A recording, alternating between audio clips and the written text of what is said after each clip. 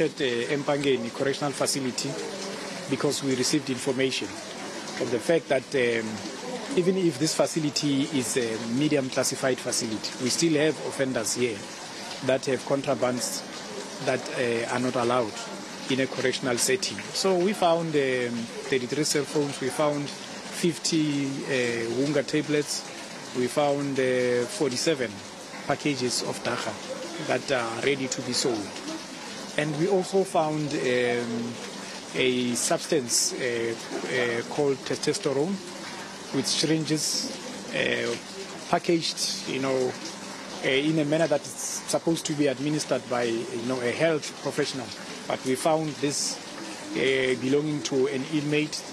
As we engaged with him, he agreed. It's not for the first time that he's using this. And he also indicated that when other contrabands come in, they also bring this thing.